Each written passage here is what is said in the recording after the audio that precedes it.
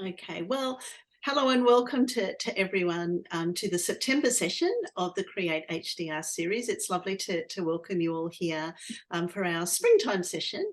As you know, we meet once a month on a Thursday afternoon, and this is our second last session for the year. So we have an October one coming up next month.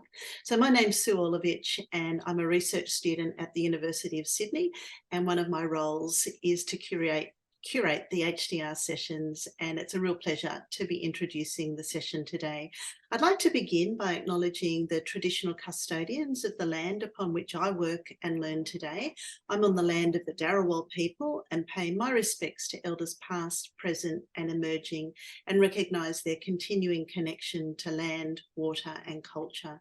And I extend that respect to any Aboriginal and Torres Strait Islander colleagues who are with us today. So just a reminder that we record each of the sessions, and you're able to access the sessions on the Create YouTube channel if you'd like to watch them at another time. It's a pleasure to introduce Kate Halcrow today.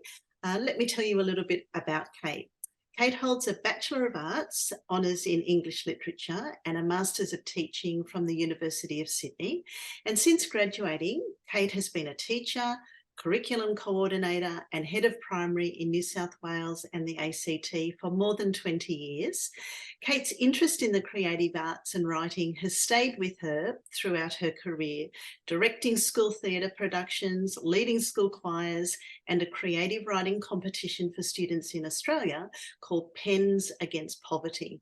Kate's now a lecturer of English and curriculum at the University of Canberra in initial teacher education, and her research investigates the links between music and language, particularly for writing and grammar. So it's a real pleasure, Kate, to have you with us today. And Kate's session is called An Acoustic Turn for Creative Writing Classroom, Bringing Rhythm, Speech and Sound to the World of Children's Writing. Kate, it's such a pleasure that you've joined us today, and we're really looking forward to the session. So I might throw over to you to get us started. Well, thanks so much, Susan, for that lovely introduction, and lovely to be chatting with you and Terry today, and to anyone else listening later on. Look, it's very exciting to be sharing combination of this study after some time, looking at music and language in the primary classroom in a number of school settings. So I'm going to do my best to sort of summarise what came out of that study. But yes, looking at this idea of what it might mean to emphasise the acoustic aspects of a writing classroom to develop creative writing in the classroom. But before I begin, I'd also like to acknowledge that I'm speaking to you from the beautiful Ngunnawal country, and pay my respects to the traditional custodians, the Ngunnawal people and their elders, past, present and emerging. And this land always was, always will be Aboriginal land. And in light of my subject today, I acknowledge the profound significance of Aboriginal knowledge about the connection between language, song and music, recognising that these have been the essential ways of knowing and being for many millennia. And as you'll see in this presentation today, it's a connection that's been lost in Western thought since the Enlightenment, this connection between music and language, and really that knowledge, that wisdom that we can see in other non-Western cultures about that connection is something, you know, we have to rediscover. So thanks for the introduction. I feel like I don't really need to say any more. This is me looking a little bit less tired before I finished my PhD. I was trying to fossick around for an image of me in the classroom, but didn't find one at the last minute. So so I'm Kate, and I graduated at the University of Sydney from Master of Teaching course some 20 plus years ago in 1997.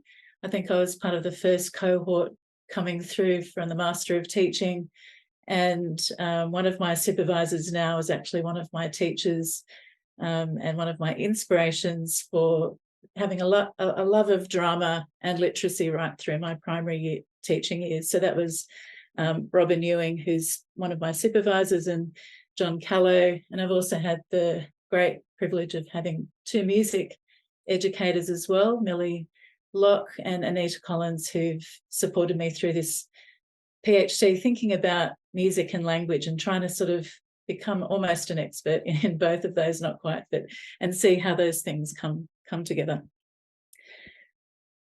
So that's a little bit about me, and I'm going to take you through 4 key aspects of the research today. So I'm going to try to go from practice to theory, back to practice, and then finish off with some conclusions about what I've found from the study. So I'm going to start with a story, how this research began in my classroom as a primary school teacher. And I've spent most of my time since I graduated from Sydney University as a full-time primary classroom teacher right across the grades from K to 6 at different schools in the ACT, in urban, rural and regional schools.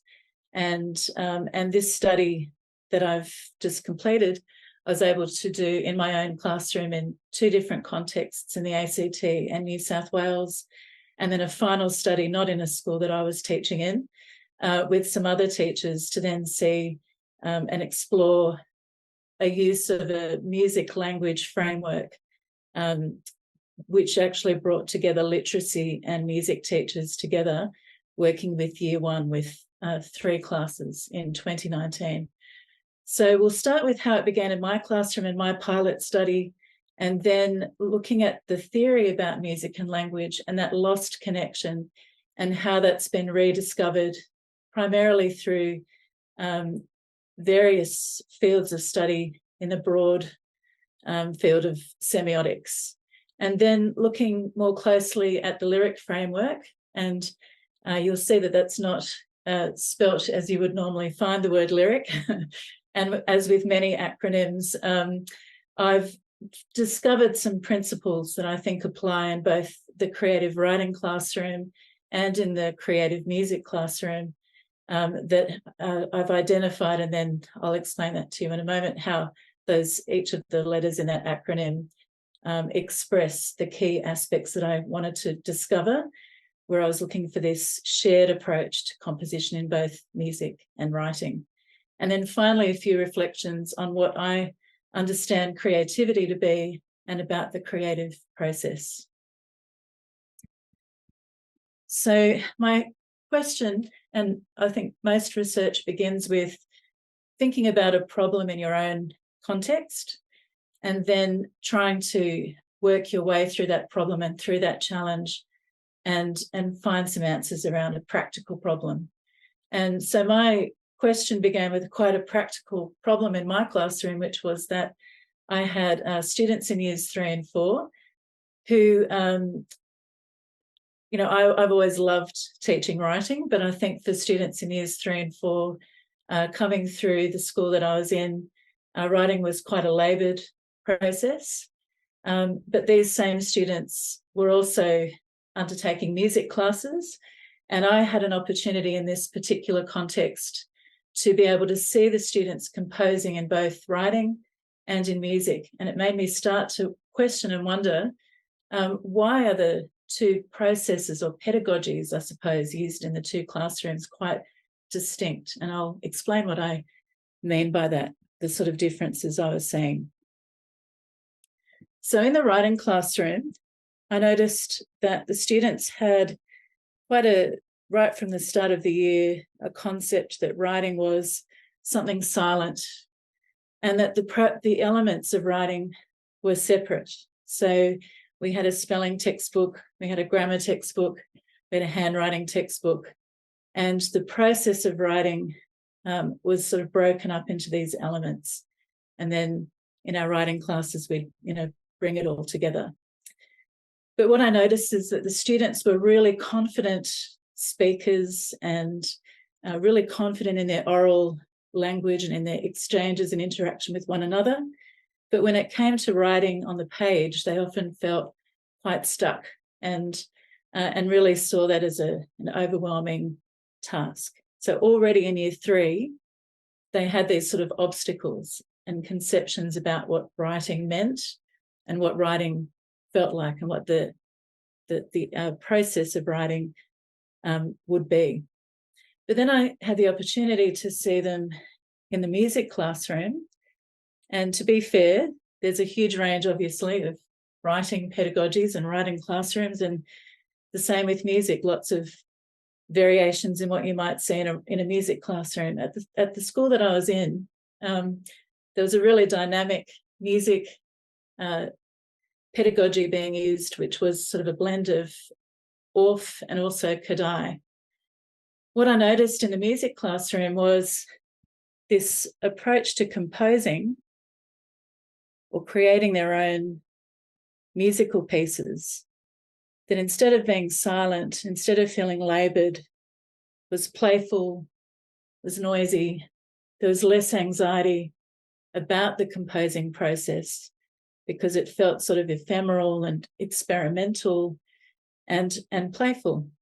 Whereas in the writing classroom already, by just grade 3, they felt this sense of when they put things on the page, it was, permanent, and somehow they might make a mistake. So there's sort of two, I guess, mindsets about composing in the music classroom as compared with composing in the writing classroom. So my mission began to be, and seeing that also composing in the music classroom was very active. Hello there. How are you? Nice to see you.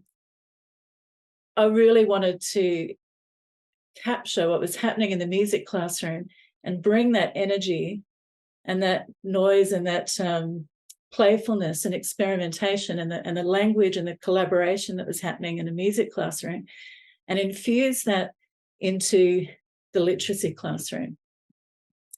This was in a context too, in a school which, and I think this is no negative reflection on the school, but I think a lot of schools feel, particularly since NAPLAN has come in, it was year 3, that's their very first year where they're tested in writing.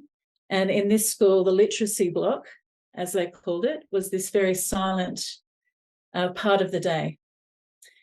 So it felt almost recalcitrant of me to break rank with what was a very quiet, silent part of the day. And as I started to experiment with this, what I was seeing in the music classroom, in my writing classroom, I actually had a couple of comments from people saying, "Oh, you're very brave that you're, making noise." I had students going, writing as they were acting things out, and then writing down what they were acting out, and then changing their dialogue, etc.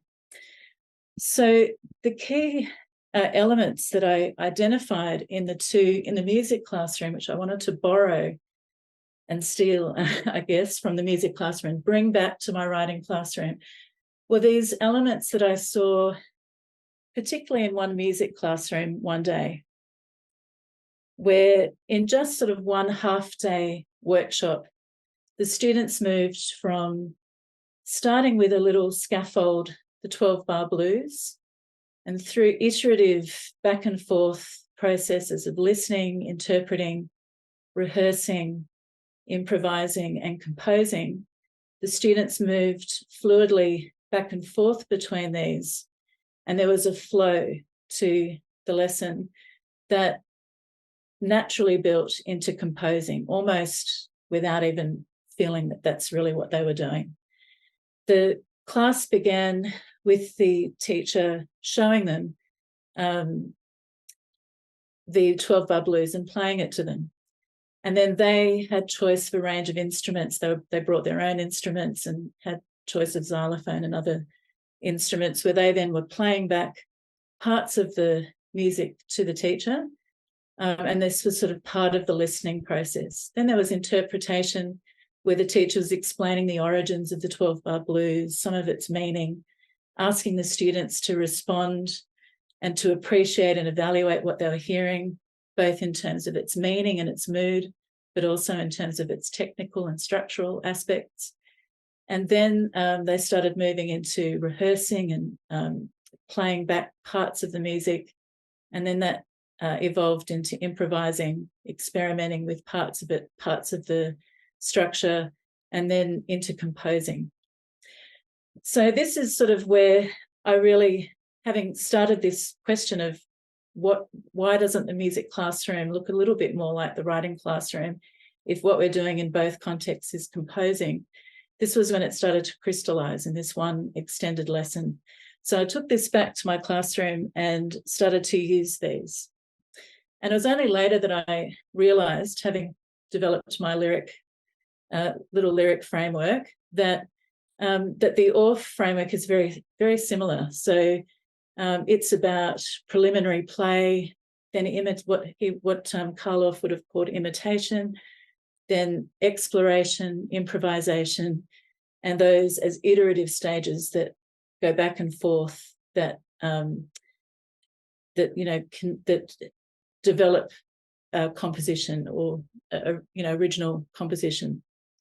And throughout this process in the music classroom, and then what I was trying to bring back to my writing classroom, was this idea of negotiation happening in collaboration, where the students would be talking about, as they were in music, the quality of the sounds and making appreciative, creative, aesthetic evaluations together, and giving each other feedback about the rhythms and the coherence or the fit of a particular note or the particular rhythm, and all the time feeling this sense of experimentation. So these ideas are not new. I was just noticing something that was already there, that was already happening, but really consciously trying to bring that back into the writing classroom. So a number of researchers and thinkers have thought about what these shared processes look like across the arts. Robin Ewing talks about risk-taking, shaping, the use of metaphor, one thing standing for another, and collaboration.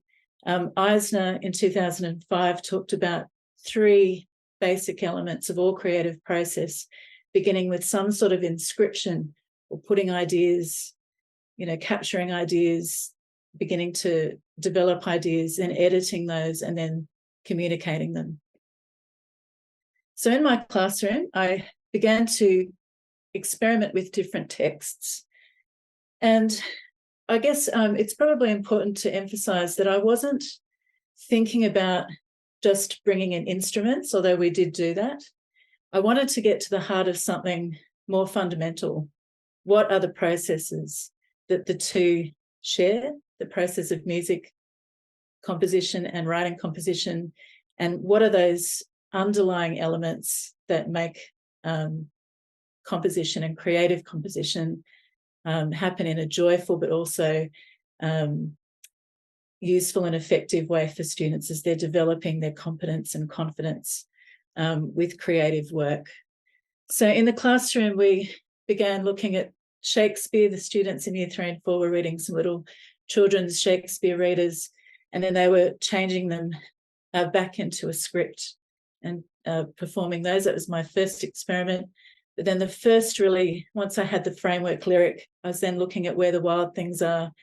And I guess using the musical lens, it's not a new idea to think about oral language as important in the literacy classroom. But I'd argue that the music lens offered something unique because it was a particular way to think about rhythm and cadence. And to have captured that pedagogy from the music classroom, I then came to looking at texts in a new way too, because in the ORF and in the Kadai classroom, the use of scaffolds and the use of a little musical prompt to spark ideas is often an idea. So we took where the wild things are, and really, as we explored the images within the text, the sound, we were sort of pulling out what sound was sort of really implied on the page. And, you can see this in lots of children's books, not just in this one, but those students did use instruments to start to build sort of scenes within the text. And from there, and from lots and lots of oral experimentation, they started to write their own versions of the story, just little snippets of it. And we ended up writing a whole class version of the text where the students took a part of it each and took it in quite a different direction. They drew images. We covered our walls with images from our new story. We added music and instrumentation to build mood. And the students developed character very much from their oral experimentation, which they did in pairs. So I managed, I think, in this first experiment to bring in a way that I hadn't done before, was not just to think of oral language, but to think of language in a very musical sense. So I'm going to just head now to thinking a little bit about the theory behind this. So I didn't start with theory. I started obviously with what was happening in my classroom, and I guess what felt at first like just a little personal experiment of my own, not thinking that it would develop into a full-blown PhD study, which I'm glad that it started there and that it was a genuine place that I began to think about this. But as I've looked further into it, I've realised that this connection between music and language, it's always been there. Often people will think about music and maths, but not so much music and language. But as I mentioned before, theorists or researchers, musicologists like John McGrath talk about a lost connection happening between music and language around the time of the Enlightenment. Theo van Leeuwen, a semiotician and linguist, also points to that period of time, where before that, it was often talked about in the Renaissance and prior that music and language were connected. And in fact, Darwin then began to talk about that perhaps language began with music, with song, and with a singing-like language right from the very beginning. But what's enabled a connection to be refound or rediscovered in recent decades has been through the field of semiotics. And as I've discovered, semiotics is a huge and broad field of research, which has been studied through cognitive psychology and aesthetics and anthropology, social semiotics, musicology, and a whole lot. So one phrase that I really picked up on was this idea of the semiotic web, that it's this understanding that language can be through music and the arts and in a range of ways that we communicate, and understanding that fundamental, essential characteristic of language, we can then start to make reconnect these lost connections. So I'm not going to overburden you with too much theory today, but I'm just going to share a couple of the ones that really have stayed with me and that I think I found exciting. I guess when you begin something like this, very soon you kind of run into one of those key questions, which is sort of daunting, which are these basic questions. Well, what is music? What is language? And we have a number of researchers and practitioners and theorists who have really helped light the path when we think about these things. And there are a number of them who've seen that actually these distinctions that we make between music and language are really quite fragile and quite constructed ones that really start to sort of melt away when you put them under scrutiny. So even Karl Orff and Zoltan Kodály, so Karl Orff, an Austrian music, famous composer, and also very interested in education, developed the model that I just showed you before. For Orff, music was not sort of a distinct on its own thing. It involved movement, words and music. All of those things were wrapped up. So in an ORF classroom, those things are all woven together. You didn't see a distinction. The other critical thing about ORF is he saw a fundamental importance of rhythm. In fact, he believed that all music learning started with the beat of a drum, and in fact, all music and language learning, because he really believed in, for example, using story and improvisation in the classroom, and that it began with rhythm. Zoltan Kodály also really saw a strong link between language and song, and that music began also in the body.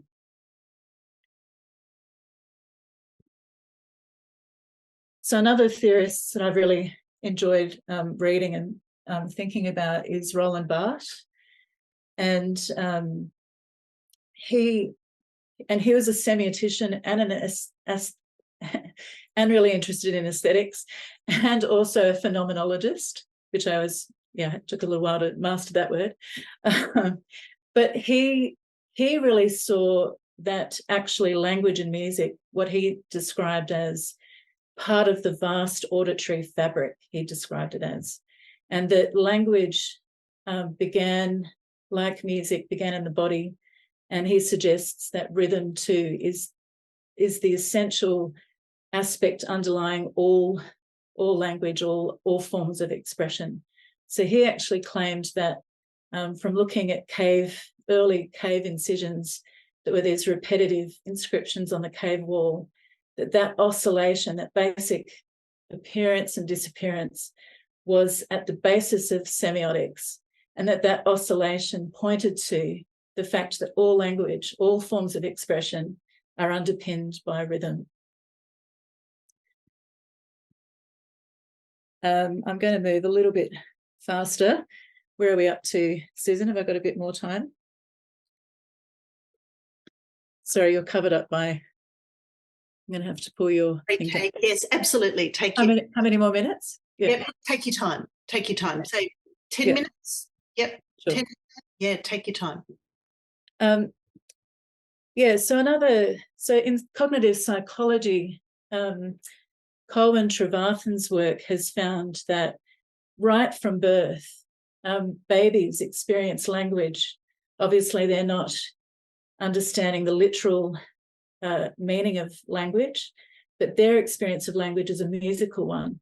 And Colwyn Trevarthen, over more than 20 years, has explored babies right from their first day of interacting with their parents, that through gesture, through what he calls musical and a musically interactive experience between baby and parent, is this what he calls a communicative musicality between parent or caregiver and baby or young child.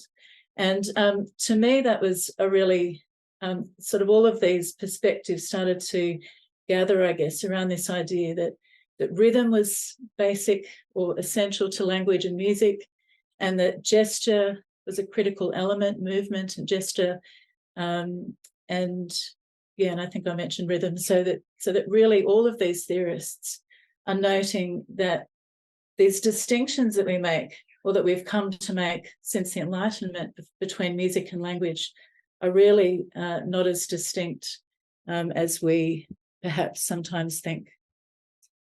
So in language, in semiotics, Michael Halliday also made a connection, saying that, there are various systems of meaning making, and he made a direct link between language, literature, and music and other aspects. And interestingly, as I was looking at Michael Halliday, who obviously has had a huge impact on genre and writing and grammar in Australia, he pointed to the legacy actually set by Margaret Mead. So I wanted to sort of end this little theory section by drawing some attention to Margaret Mead, because I think I found this one of the most interesting aspects of the research reading that I was doing.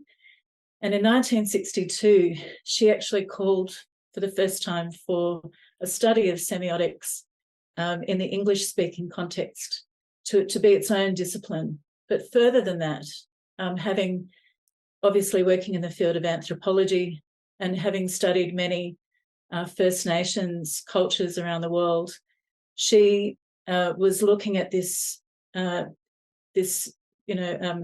seamless connection between music and language and questioning the way that we teach language in schools. So in 1962, she argued that language should be rethought, should be reconstructed, reconceptualized for schools. So that she first mentioned this phrase multimodal and multisensory. And when you look at a lot of her other writings, she often uses the phrase particularly multisensory. And what she means by that is that language begins in the face-to-face interactions that we have every day, and that this should be the way that schools should start to be teaching language, that they were going too far away from that. So when I talk about the acoustic turn, there's been a lot of discussion in the 20th century about the linguistic turn in philosophy, but in the last couple of decades, people have been talking about an acoustic turn. So I suppose in some ways it's this idea of recapturing perhaps something that's been lost, that we bring back the essence that language begins in the face-to-face interaction from birth, the essential rhythm and musicality and of the face-to-face interaction. And that actually underpins all other language acts in language, writing being one of those, that it begins with oral language and face-to-face musical experiences of language. So I guess the two things to take away from there, and this was my little way to sort of help to identify all of those different perspectives and how they've begun to reconceptualize music and language as connected through those various perspectives. One of the key elements that I've just mentioned to you there is that connection between rhythm. In cognitive psychology, in their study of semiotics through a cognitive psychology lens, one thing that they've discovered that's quite unique is that not only music and language, but actually rhythm and grammar have a connection. And in those studies, they found this link between thinking about rhythm and grammar as structural components. And I took this idea into my study to think about, well, if we are thinking about music and language, perhaps we could use the idea of rhythm and grammar as a real sort of testing ground, refine that idea right down to the testing ground of thinking about rhythm and grammar in particular. And if there is a connection between music and language, how rhythm and grammar might be treated in a writing classroom. So just coming back now to a practical context of the final study that I did. So I mentioned that I did a couple of pilot studies in my own classroom, whereas I was experimenting and developing this lyric framework. I then took this idea to another school where a music teacher and 3 Year 1 teachers then took this framework as an open-ended iterative framework to work with Year 1 students with the key idea of rhythm and grammar and how those might be treated in a Year 1 setting. Now, grammar, as you might know, if you work in a primary context or an English secondary context, is a really fraught concept in the literacy wars and those debates, and whether it should be taught at all in the young grades. So I did find a little bit of resistance at first to the idea, or maybe not resistance, or just sort of uncertainty about how that should look with young children and whether it really had a place in Year 1.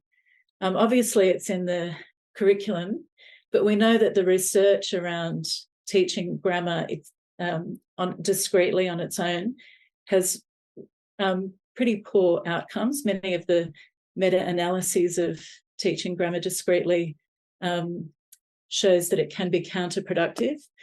So I was interested in thinking about how we might explore grammar in a more natural way, in the way that it would be treated in a music context. So again, we used the specialist, the music specialist, as our, I guess, critical friend to talk to us about how she would treat rhythm in a music context, and then came in to some of the writing classes and showed and taught grammar in a musical way, so that students began to develop what I would call a metalinguistic aesthetic appreciation for language.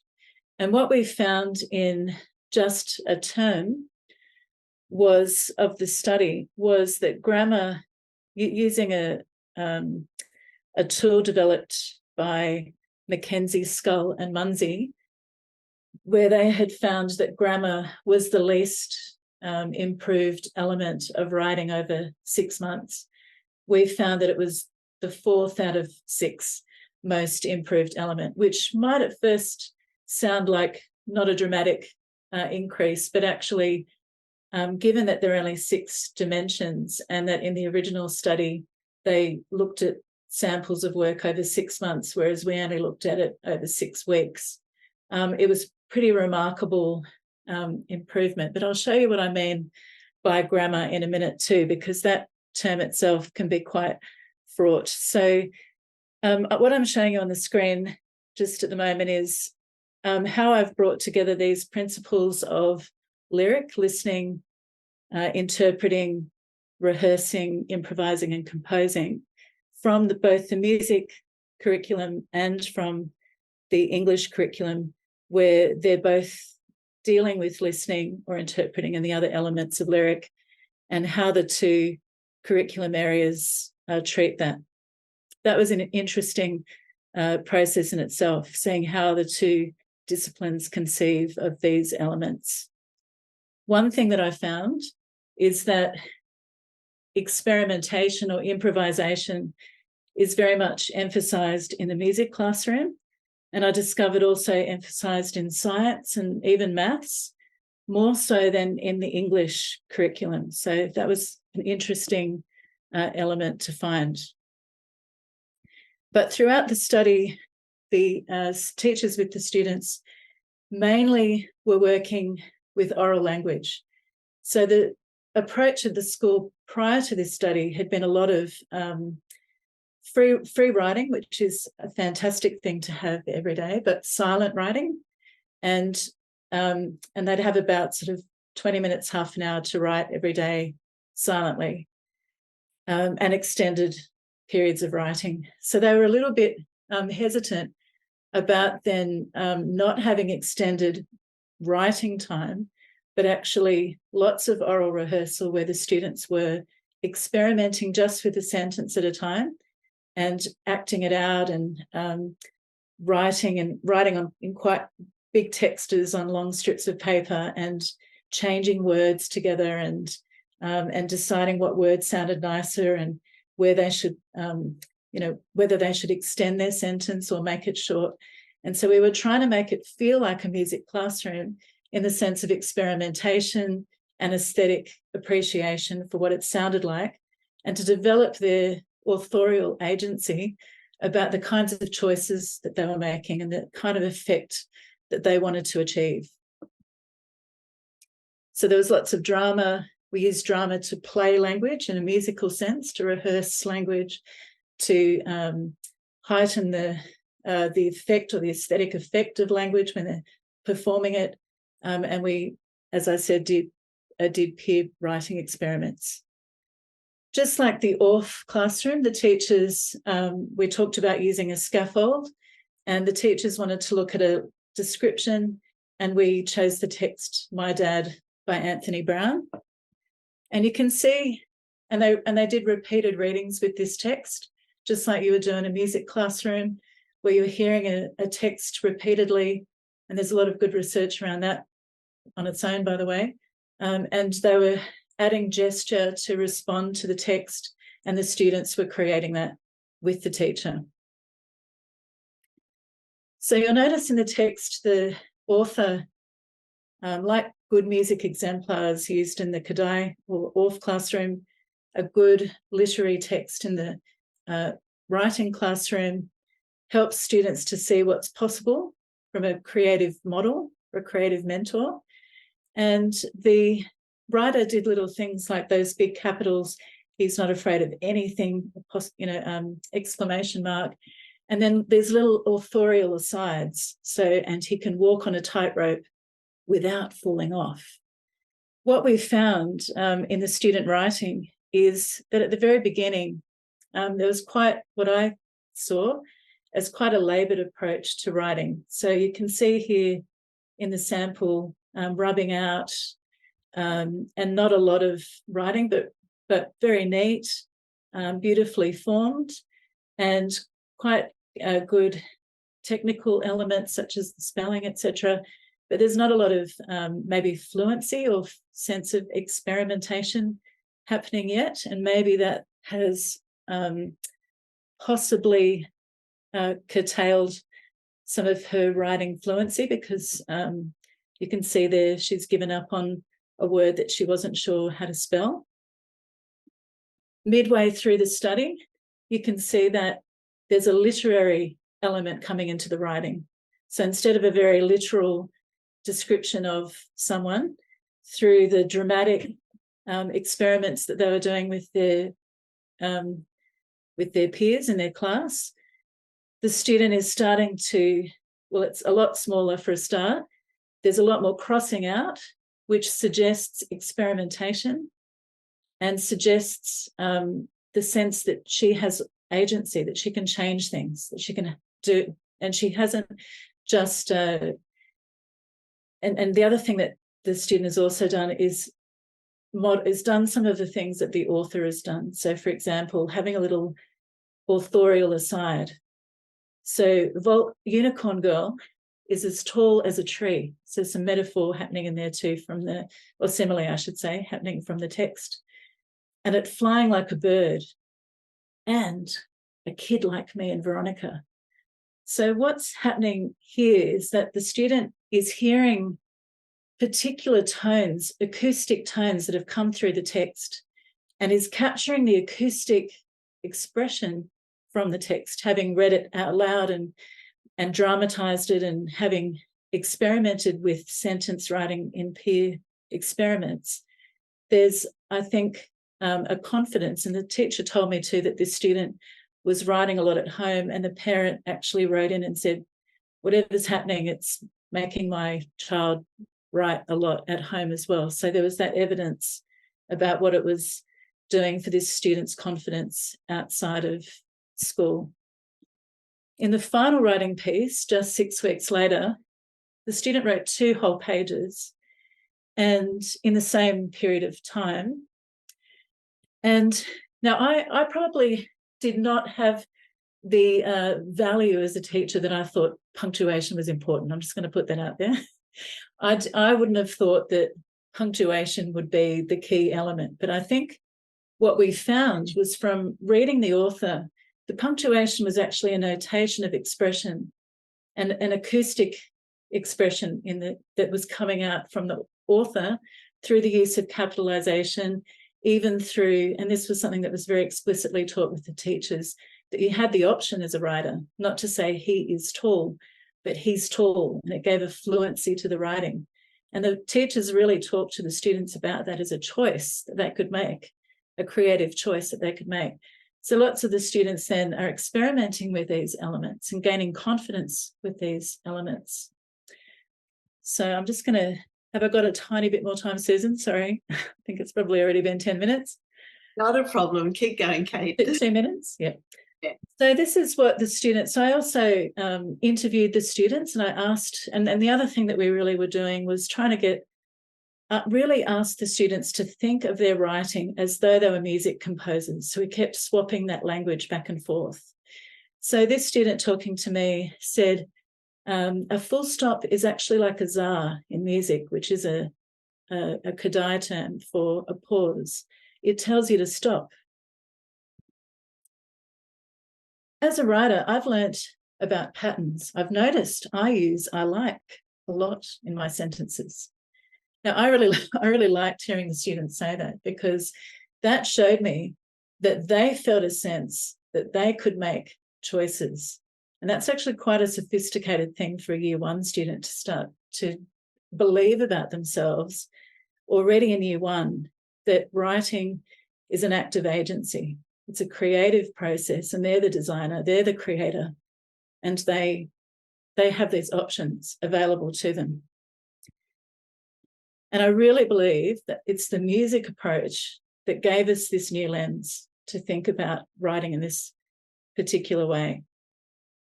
So another student said, do you know what I find? I use a lot more punctuation. Now, the music teacher with these students was actually, and this was not something that I passed on to them, this is what I wanted to see, is how they would interpret the lyric framework and how they would use it.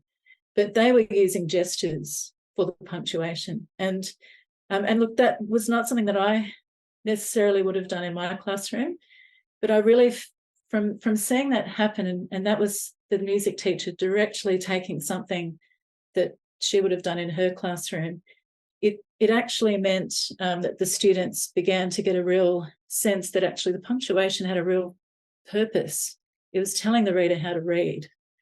And it was telling, and by writing and using these elements, you're also giving the reader instructions about how to read your piece of creative work, which I think is quite powerful. So this student also, another student said, instead of making a full stop, I just use and a lot. And this student also told me that they knew that was sort of a bit naughty, because they'd heard teachers tell them before that they shouldn't use and, but the student had seen that actually the author did that sometimes, and that they had that option. Now, these are some of the comments from the teachers. So they said that the whole process of lyric is composing. They began to see that as students, as soon as the children were hearing and improvising in their oral language experiments, they began to see that actually the students were thinking like composers and they're already writing. Another teacher said that it really made them rethink grammar, and that actually thinking of grammar or sentence structure, which was one of the key outcomes for year one, revolutionised how they thought about teaching that, because they realised to try and teach that explicitly, even as even linguists argue about what a sentence, is, or how to, that's quite a complex thing for a year one teacher to teach young children. But to actually get a musical sense of where a sentence ended, and the teachers really thought about, often the sentences would go to the next page, would continue, and they were really drawing the students' attention to that, to ask them to hear for where they felt that the sentence ended. And that was one of the elements that really stood out in their final writing piece, was that they did have a much stronger sense of what a sentence was and where it should end, and that was a musical understanding, a more natural way of understanding that concept. So one of the teachers talked about grammar and how it had changed their view that they didn't have to teach verbs and nouns, certainly not at this level yet, or maybe not all the time, and that wasn't the only way to teach grammar, that they had this other resource by listening to the story, by seeing it, by hearing it, by knowing just by their musical sense when a sentence was incomplete. All right, so, and the other, I guess, obstacle for the teachers was that they felt that they weren't musical at the beginning. They really worried that because they weren't music teachers, how would they do this? And the music teacher was commenting to me that actually she noticed that the teachers began to walk on the words. They had their natural sense of rhythm was there, and they were using rhythm without even really realising it. All right, so they were just the sort of key findings I think I've already spoken about. And I guess I'll just end with Anne Dyson's sort of insight, I guess, about language and music. Anne Hass-Dyson is another researcher that I've really enjoyed reading, and she talks about how children should be taught to play. In fact, she talks about children as being symbol weavers, that right before they start school, they're naturally moving between symbolic worlds, music, drama, language, art, that they're already doing this. And so we shouldn't balk at the idea of, having students think between those symbolic languages. Thanks so much, Susan. I feel like I've gone well over time. Oh, Kate, not at all. I could have sat for another hour and heard you speak. What an inspiring study. And I'm so glad that you finished on that beautiful Dyson quote, because when you were sharing the reflections of those Year 1 students, I was really quite in awe of how reflective they were, but how self-aware and how agentic their comments were, and then when you shared the Year 1 teachers talking about their students, well, they are composers, and I think it just aligns so well with what Dyson says there around, how agentic a process it was for them. What a fascinating study. I could have listened to so much more of that. Thank you so much for sharing that with us today. Pleasure. Yeah. Look, Thanks. we've probably got just a minute or two for a thought or a comment from Terry or Margaret. You might have a question. I know that Terry's been Terry's had a lovely comment in the chat there. Do you want to unmute, Terry, and share that one? That's priceless. Yes, of course. The last comment. Absolutely. I just said thank you so much. That was so engaging. And I was an English teacher. I do drama. There's just so much that I took from that. I'm drawing on something from music for my PhD. There was just I took so much. Thank you so much. But I just sat there thinking that as of when my daughter arrives back from school today, story time is changing. It's going to look very different. Thanks, Terry. It's lovely feedback. I'd love it to sit in on one like this sort of learning experience. It's outstanding. Oh, thank you. Yeah. Just catching up in chats. Yeah, absolutely. Have a little read as we're chatting. Kate, I have a wondering, and that's around where do you see lyric, moving in the future, because it's such a helpful framework for teachers. Yeah. Look, I don't know. Look, I think it needs a lot more. I mean, I feel very interested in pursuing further experiments or explorations in it, because I think that, I think whenever you're gathering data in these sorts of things, you wonder at first whether what you've got is going to show you anything, and you sort of sit with it for a while, and it starts to reveal itself. And I think that's in itself a very fulfilling process, especially when some of your hunches, I guess, come to fruition in different ways than you expected, and sort of confirm some things, but also point you to other things you just hadn't thought of. So I guess one of the things that I probably didn't explain maybe enough was that metalinguistic creativity element. So that really comes from Deborah Myhill. So she talks about metalinguistic awareness, so that idea of grammar actually involving punctuation, vocabulary, all of those things actually work together. And I then sort of tagged that. Maybe someone else has already used this phrase before. Maybe I'm not being original, but I felt like I was. I'm going to just take it. But that idea of metalinguistic creativity I love as a way of reframing grammar. Yeah. I do feel like that's very exciting for me anyway, to think of that maybe there's another way to think about grammar, not that people haven't already thought of grammar in a contextual way, but to think of it musically. It would be interesting to explore that further.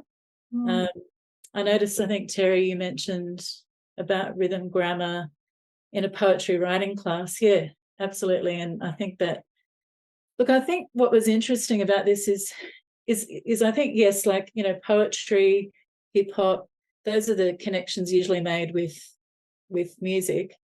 But I think what was interesting in the study and in the using that book itself, and also in some of the research that I looked at, is the study that shows that actually all language has a rhythm to it. And what the teachers found is they used this book, which didn't seem to have any kind of rhythm at first. They said that the more that they read it, the students, they got into a flow with it. It actually did have a rhythm. And they've done some scientific studies of language on an atomic level that shows that all language has a cadence and a rhythm to it. And sometimes it's just that, you know, aspect of drawing it out. I heard someone speaking at the press club yesterday. You probably know that. Pearson spoke yesterday, and just the cadence and poetry of that. So obviously, you know, it's going to be more apparent in an oration like that than perhaps in everyday speech. But they've found that even in everyday speech, there's a creativity that's happening there all the time, the way that we will repeat a word that someone said, and we'll actually we sort of build on each other's language as we're talking. That's quite a creative process already. So I don't know if that answers your question, but yeah.